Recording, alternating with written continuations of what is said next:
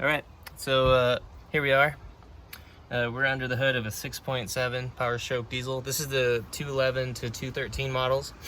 All of them are pretty much the same. There's just a couple of things here and there that are different. Now, there's a lot of videos out there. They're all good videos. I recommend you watch them all. This video is just going to show you some quick tricks and some things you might have concerns or questions about. I hope I answer all the questions. I might not. If you do have questions, leave a comment. Well, anyway, let's Number one, when you're removing the EGR, a lot of people don't talk about this, but it's a lot easier if rather than going and disconnecting the headlights and all that stuff like some videos say, it's a lot easier to pull. You remember this hose here that has that tri-section that you have to get the splice into? Okay, so it's a lot easier to pull this hose, connect a 1/4 inch hose here, and blow it down into your bucket or whatever you have going on there. And this will actually get rid of all of the coolant that you need in order to do this job. Now, there's going to be a little bit of residual coolant here and there, but you know, that's because we didn't drain it from the bottom, and I did get kind of some of it spilt over here because I didn't get the bucket and line in place quick enough. But yeah, that's a quick little thing, is you just pop off the EGR cooler line, which is this little one right here. It'll say EGR on it. You pull that off, and that's the one that's teed in to this section. You pull that off, you go ahead and splice these two together, and you take these and you put one of these in one of your 1/4 inch lines, or your, yeah, I think 1/4 inch is the one that fit this. And then you go ahead and you plug one end and you let the other end fill into your bucket, okay? And that's a lot quicker. The second thing that's pretty quick, rather than having to pull your lights off like they say in some other videos, and I'm not saying they're wrong, they're definitely right, but rather than doing that, this is your EGR low pressure line. Or high pressure line. What you're going to do is you're going to pop that off, and rather than going with a new line, reconnecting this with a new line and going back here, you're going to take the original line and you're going to work yourself right back over. And if you have right back over, it goes right on, and the clamp goes on real nice. The only thing you have to do to modify this to make sure it fits right is to pull your holder out of its plug, and then it'll wiggle free and you got lots of room. Now, the only way I see this not working out is if you have a stock air intake, because it's a bulky thing that goes right here. But if you have an aftermarket air intake, this sucker is going to work out just fine, and you don't have to reroute a new hose, and it makes life easier for everybody else. The next thing that a lot of them don't talk about in any of the other videos is your ECU has a bracket on it, and this is what it looks like when it's off. But it'll be screwed in, yada yada. So you have to unplug the ECU, and I went ahead and took off the batteries, by the way. But take the batteries off, you know, pull it off, pull the bracket off, and then you can get access to those screws. You don't have to pull the ECU out, but you can get access to all the hole and bolts. As long as you get this bracket off, and it was in there, and it's just 210 millimeters, I think, and it came out pretty easy. If you can't get that off, you shouldn't be doing your own work. Just a heads up. Anyway, I'm gonna dig myself into here more and see if I can find more tips and tricks. And I got another trick for y'all. Your DPF, you need to take all the sensors off of your DPF and plug them back into your truck. Okay, there's a lot of videos out there, but they don't tell you that. You need to keep all the sensors into where they need to be and plug them in, and just wrap them up and stuff them up in the frame or whatever you want to do with it. But you need to keep your sensors plugged in, okay? Just while I'm working over here to tell you what's going on over there. Another good thing, guys, I mean, I feel like this is just common sense, but anything that takes air or has electrical to it that you're gonna keep, make sure y'all tape it off. You know, tape it all off. You don't want anything in there that you don't want in there. Definitely not into your intake. So make sure you tape everything off. And once you get, you know, every step you get into it, go ahead and replace the things that need to be replaced. So we took this guy off, and I went ahead and put the block off right away. And we went and did the splice in the hose. I went ahead and put that in right away. And this will move freely, you know, back and forth. And if you need it off, you can just pull it off, you know. But it's safe to put everything on at the same rate as you pull things off. And okay, let's dig into this more and we'll see what we can find. All right, I went ahead and found something else that they do not tell you in any of the other videos, and it is this wire harness that's connected to the EGR here. You're gonna have to pull this off. So it's just this black plate here that goes up to about here, and it runs your wiring. It's just a wire harness to your computer. So this is gonna have to come off. That's something I've never noticed in any other video. So go ahead and pull that off. Okay, now this is something else they don't tell about your 6.7 EGR deletes. Okay, so this hose is a cooler hose. It goes to your heater core, I believe, or it's going back down somewhere. I don't remember where it goes. But anyway, so this pops off. It's just a white pop plug, and you can use you just pull on it, pull backwards, and then you're gonna get a flathead screwdriver and push these tabs down one at a time. Pull, push the tab down, pull, and then pull the other side without relocking this side. Push this side down, and it'll pop off.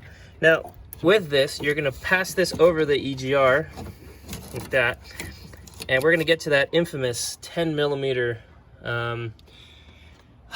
nut back there, the one that's this is what drives everybody nuts. It's not that hard. Actually, to make your life a little bit easier, just disconnect this sensor here, pop it out, and you're just gonna move the wiring to the side so you don't screw that up.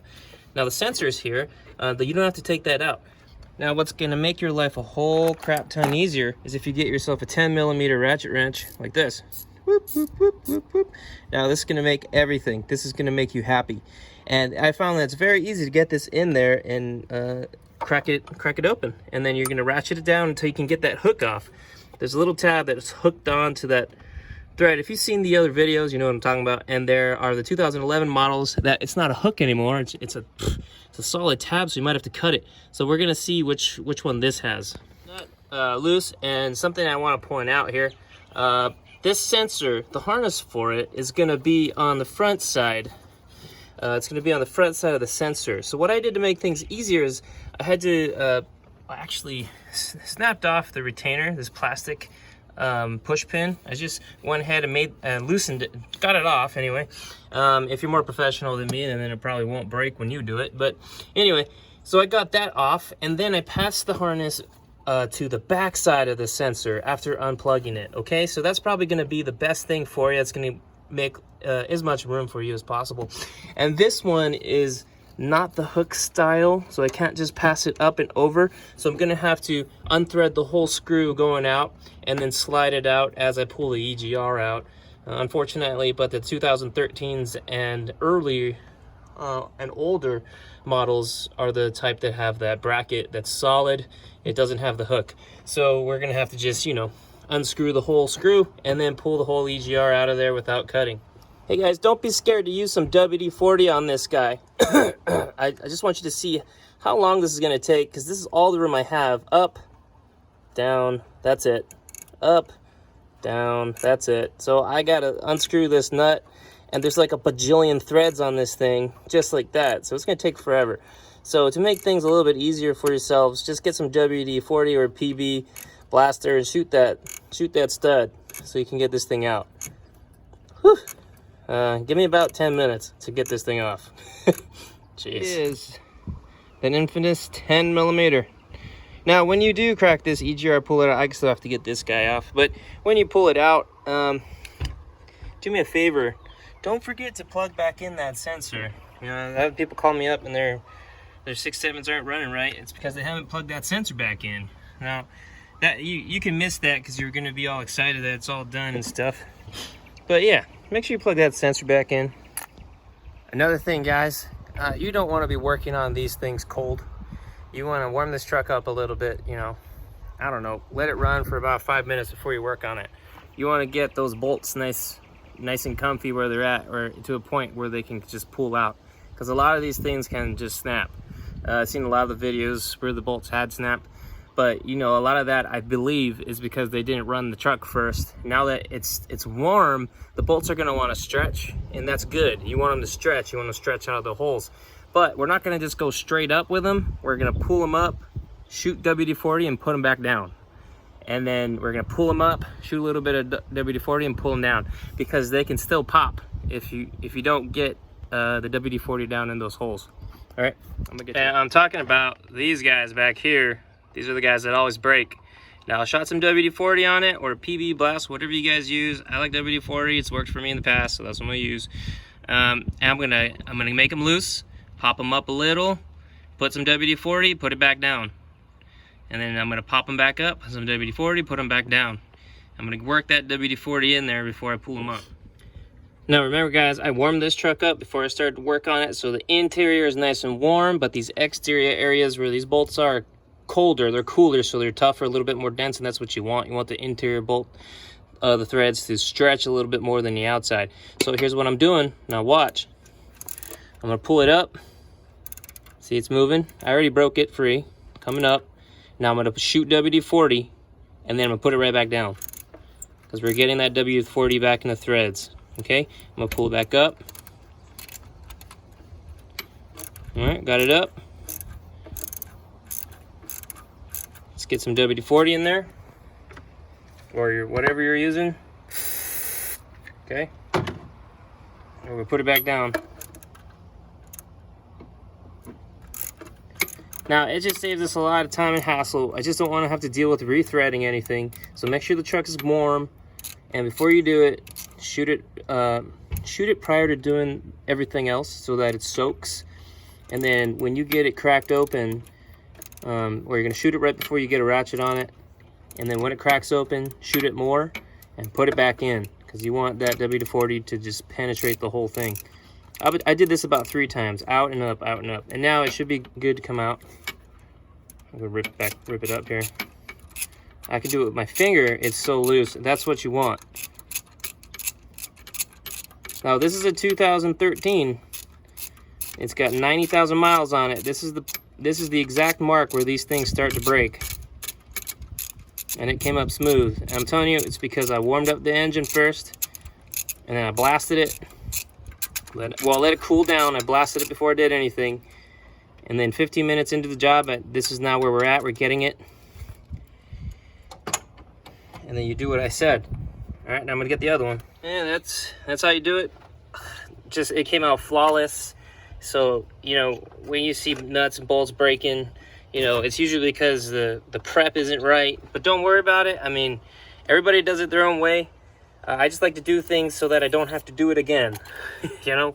So some people like doing it again, but that's how you do it. Both of them came out nice, perfect, a great extraction. You see how wet those are? Yep, because I let the oil penetrate all the way through. I'll save those for another project. Throw that over there. Garbage. Garbage. All right, now got everything off. Now I can go ahead and remove the CGR. There was a little shroud clip right in here, holding that little piece of protectant. What the frick this is called? Your fender. Anyway, I call it a shroud clip, and it was just in there holding the EGR down. So you have to pull this out. I just used a pair of pliers. Another note: once I popped this thing off, there was a little bit of residual coolant, and that's because we didn't drain it at the beginning. Remember, we just drained it from here, and so there was a little bit that bled down. So just note that is going to happen, and that's normal. Lo and behold, Ford went ahead and screwed us up again. Not surprising, but there's a second shroud clip back here. So there's one here, pulled it off. Now there's one back here. I don't know if you can see it, but I'm just gonna take this foot pry bar and see if I can't pop that clip up. I think this is the way to go because I can't get a pliers in there. So let's see what happens, huh? This little foot line pry bar was the best tool for the job. Pop that sucker right out. And there she is, ladies and gentlemen. The infamous destroyer of Powerstrokes. Right there before us. And that's what it's gonna look like when you get her out. Now I'm just gonna check the injector cables, make sure none of these got trash, because there was a little bit of coolant that went down in there. Anyway, if that does happen, make sure you have some electrical cleaner around, the spray, and I have some, so I'm gonna spray those down. Now, I'm not hating on Ford or anything, because I drive Fords. I like Fords. They're big trucks. I like big trucks. I like to lift them.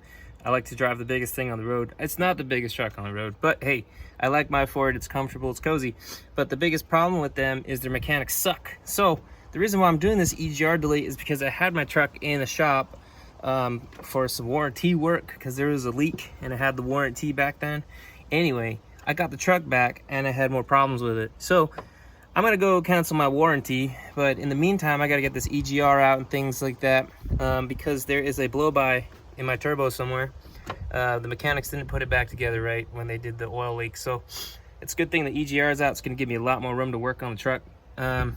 And yeah, so once you get your EGR off, you can start putting on your caps and things and whatnot.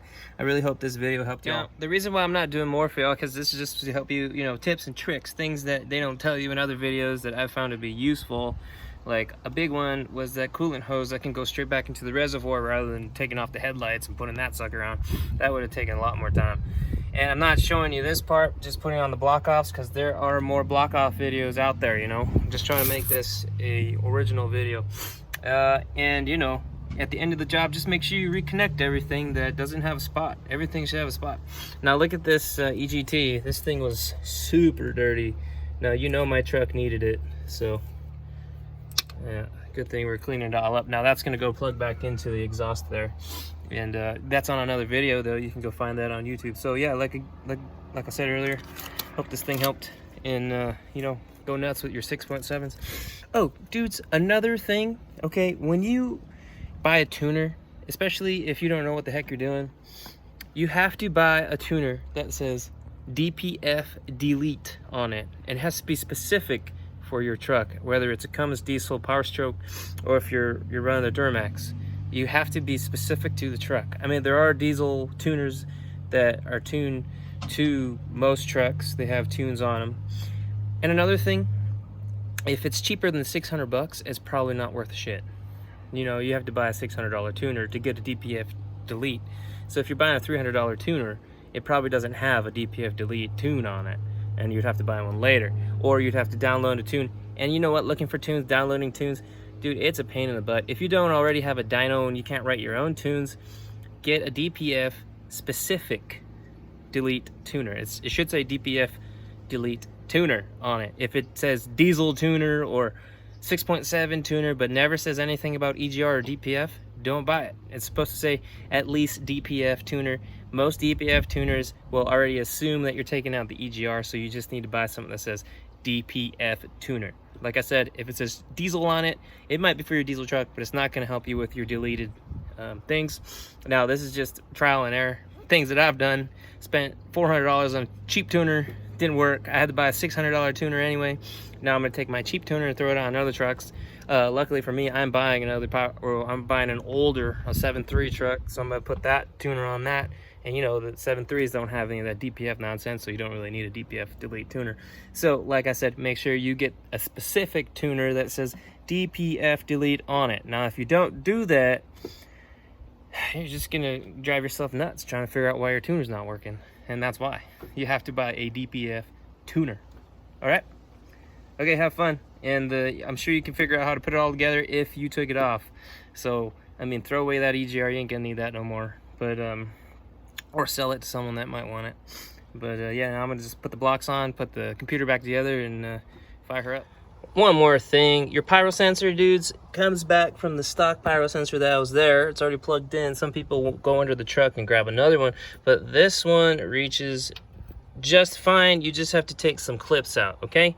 So use the stock pyro sensor and just pull the wiring out of the clips like so. And you're gonna be able to reach it, all right? And make sure you install it into your doohickey first before you put it on the truck.